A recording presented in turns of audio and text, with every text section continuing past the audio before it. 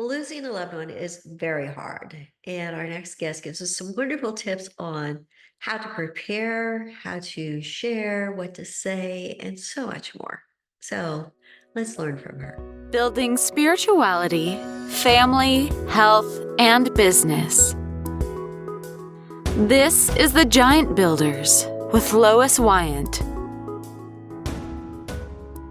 Hey, Giant Builders, welcome. I'm so happy you're here. Hey, just to be upfront with you, I am fighting a cold. So if I sound nasally or have to like wipe my nose or such, please forgive me. It's a way of life, right? My husband is sharing it with me, so bless his heart. So, oh, excuse me. So today's guest is Christine Davies. Hi, Christine. How are you? Hi, I am well. I sound nasally all the time, but that's just my voice. So hopefully that'll make you feel a little bit better. That does. Well, can you tell the listeners a little bit about yourself and what you do?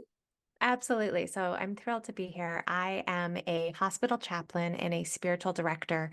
And really, in both of those roles, I help people get in touch with their own sense of spirituality, whatever that might look like. And a lot of what I specialize in is areas around grief and loss, around self care, and helping people to learn how to listen to others and be with others more effectively. Okay, let's start with this point.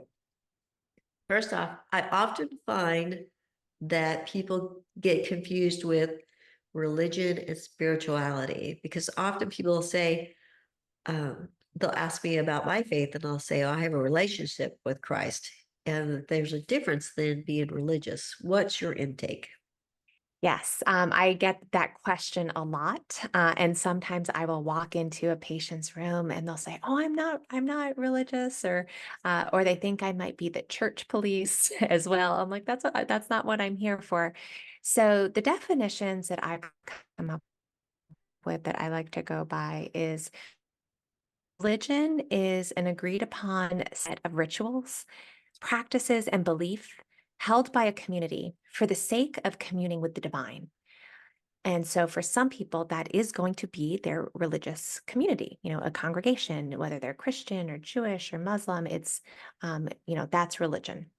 Spirituality is how you connect to and explore the world within and around you and how you make meaning and find transcendence. And so for some people, religion meets that need entirely for their own spirituality. They get all of that, from their religion that they're affiliated with. Some people, they get some of it from their religion and they get some of it elsewhere, right? In terms of like, as you were saying, like there's a personal connection, to divinity as well. Others may say, nope, I don't get any of it from religion. I get all of it, elsewhere. And so it really varies. And I think a lot of people are uncomfortable talking about spirituality in general because it can be so varied for many different people. And because, frankly, religion can be fraught, for a lot of people. And there's, plenty of toxicity in it. And so really trying to help people reconcile what it looks like for them and how they find their way to that sense of meaning and transcendence. So, being a hospital chaplain, Mhm. obviously you have to help people, not only the patient, but the family members Mhm. face death. What are some tips that you might have, or what's some guidance that you might have for people listening for that process? Absolutely. Yes. It can be a really difficult time in people's lives, especially if they're not prepared for it. And so, one of my big recommendations to individuals is to consider their own death and advanced care planning if they've not yet thought about that. So, I sit with a lot of families in the hospital who are in the ICU trying to figure out what would their loved one have wanted, right? Would they have wanted to stay on this ventilator? Would they have wanted to try this medication? Would they have wanted, to be in this state if they couldn't communicate? And it's hard because people are already grieving and, highly emotional for good reason. And then feeling guilty or trying to figure out their loved one's wishes. And we don't talk a lot about death in our society for, I think, all sorts of reasons. And people, don't like to think about death a lot of times. But while, you are, healthy, I would encourage people to think about who would say in case you cannot make those for yourself. Hopefully, you'll never have to use that person, but just in case. And then to have a conversation with them about, what is it that you would want so that they're not having to guess, so that they don't have that added burden of trying to figure it out while they're also coping with the fact that, they're going to be doing this life without you. And of course, full of sorrow around that. And then if you want to make those, wishes, legal, I would recommend, filling out a healthcare power of attorney, filling out instructives for living wills. And you can Google that and find out online. There's some great resources. I have some resources on my website as well, because I see a lot of unnecessary suffering because people haven't had those conversations. And I know they're tough conversations to have, but I like to phrase it as it's a future gift to your family if you can have those conversations now. I agree. I mean, I know that there is a way of putting it like in your will, Mhm. but I love the idea of the conversation because I think when you're in that situation, nobody wants to have to go look up your will, Right. find out Right. what you read. Mhm. Like, Mhm. where did you file that? Right. And sometimes that language can be confusing and it really is about communicating really what your values are, right? To other people, and helping prepare them in case they ever have to make those decisions. And for some of your listeners, they may be like me, I'm a control freak. So I have things that I like to do and ways I like to do it. So I'm like, well, why wouldn't the end of my life be any different? I'm going to try to control that as much as I can now. So if, caring for your future family doesn't motivate you, maybe the fact that if you like to be in control, this is the best way to be in control when you can't be. Yeah. So what kind of conversations do we have with the person who is leaving us as far as like Mhm. the family that's around them? What kind of conversations do you have with those people? Yeah, so I like to encourage family to say really four things. I didn't come up with these. They were from Dr. Ira Byock wrote a fantastic book about the four things that you need to say to the dying and that the dying also need to say. And they are, please forgive me. I forgive you. Thank you. And I love you. So those are all going to look different from different people in terms of how we say these things. But I think those elements are really what is important for both the dying person to hear if they can, and the dying person to be able to say if they can. But a lot of the patients that I'm working with, prolonged death or an anticipated death, may not always be able to be responsive in that time. But I think that there's still so much power in the family getting to say these things and the ability to have a little bit of closure around that. And grief, as many of your listeners will know, is hard no matter what. Um, but sometimes some of the guilt, some of the anxiety can be lessened if there is potentially that opportunity to be there and to say those things. And then I also tell families there's also no right or wrong way to do some of this. Every family is going to look different. Some families want me to pray around the bedside with their loved one.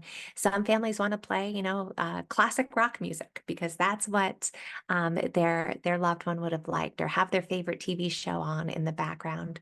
Some tell stories, of their loved one, which is neat because I get to hear it. I don't know them, about, and they can be really funny, and there's laughter and there's tears and there's, crying and all of it. It's almost like we're sitting vigil to honor that person while they are still here.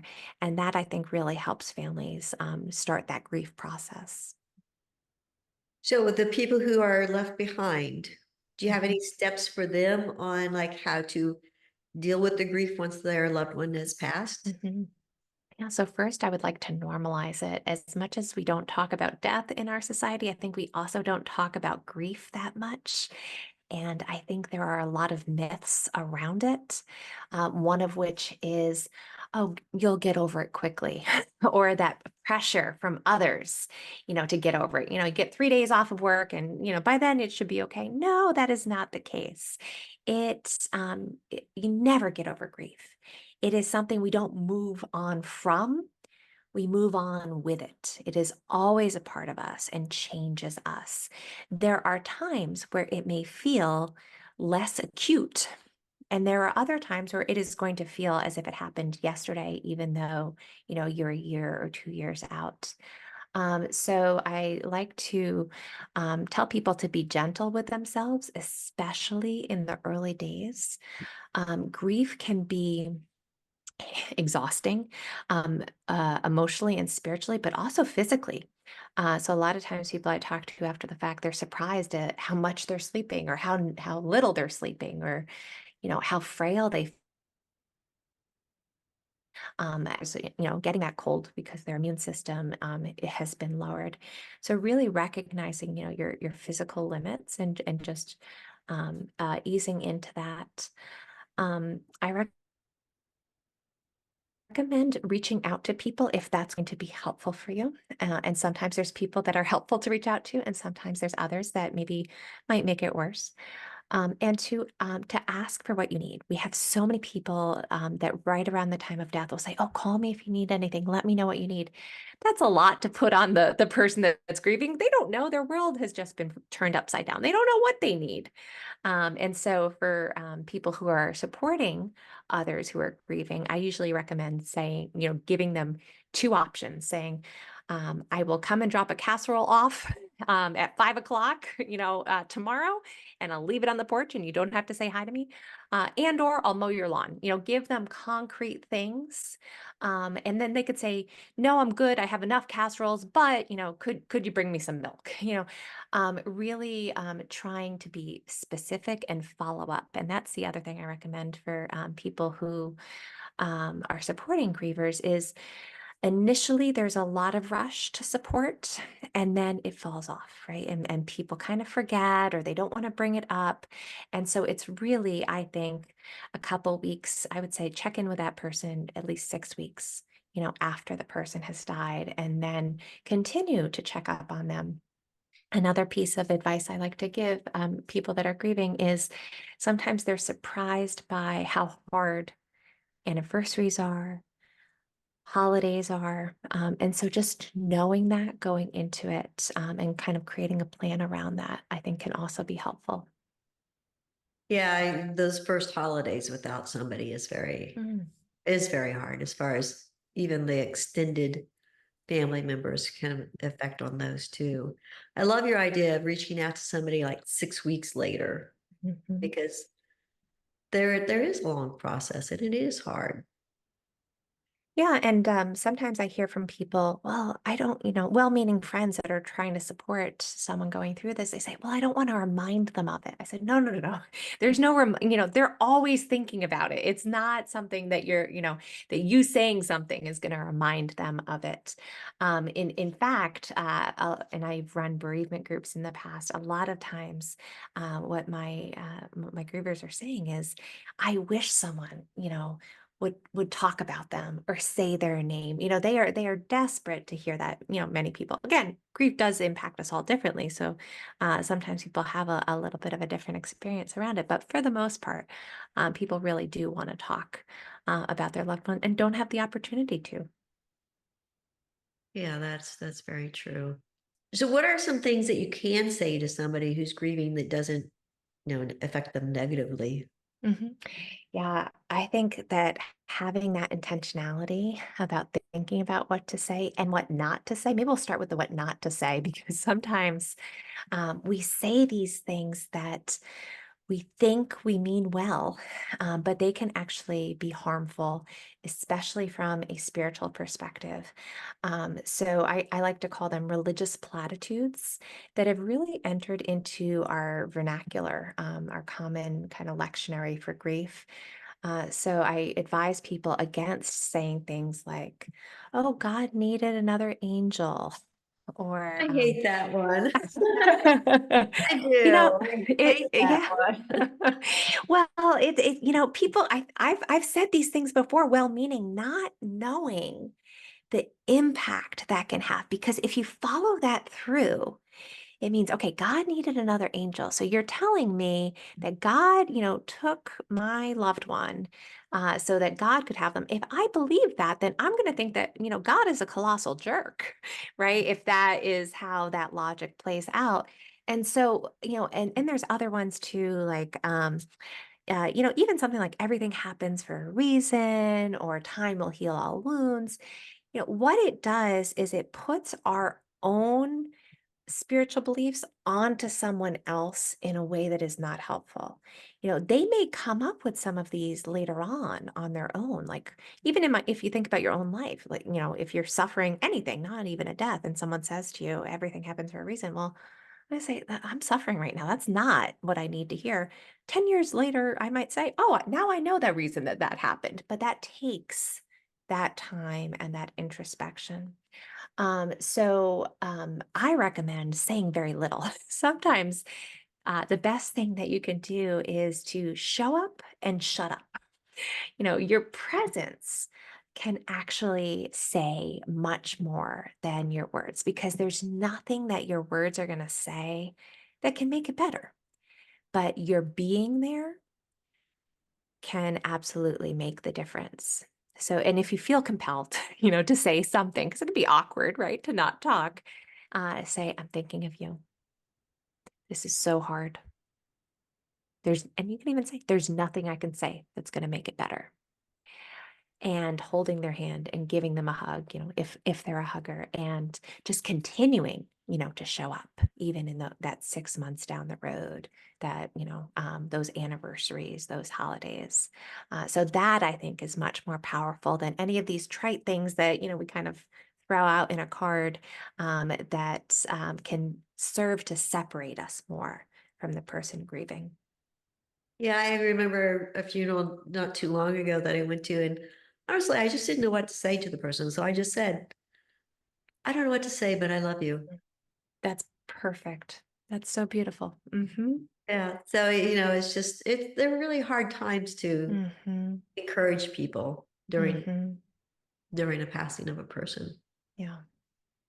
The other thing I'll share, a very practical tip that people have told me, especially if you're wanting to send a card, and you don't feel like you can, reach out to the person and have a conversation because it can be hard to support someone in that way, is to maybe write down, a favorite memory or favorite story of that individual that they're grieving. People have told me that they, just treasure those and hold on to them and read them again and again. That can be really meaningful as well. Oh, that's a great tip. Hmm. Okay. And again, that might be something nice to do on like holidays and birthdays, Mhm, mhm, those items mhm. as well. Yep, and then they can read it on their own time, versus, calling them up and saying, "Oh, let me tell you the story that I remember." Mhm. Yeah. Oh, great. Well, any closing thoughts? No, I'm happy to continue this conversation for any of your listeners that want to hear or know more. I do have a website where people can find me, and I write a lot about chaplaincy, about grief and loss, and all of these things. And my newsletter link is on my website. It's christinevdavies.com, and my newsletter is called Journeying Alongside. All right. So we'll have those links below, Giant Builders. So make sure to reach out to Christine and just, if you don't reach out because you have somebody who's maybe about to decease, reach out so you can know how to help people in your family, your friends that has somebody who's about to decease. Mhm. So, well, thank you, Christine. I really appreciate the information. That was really great and helpful. Yeah, thank you so much for having me. Yeah. All right, Giant And I Builders. hope you feel better. Oh, thank you. All right, Giant Builders. We'll see you next week. Thank you for listening. This has been The Giant Builders with Lois Wyant.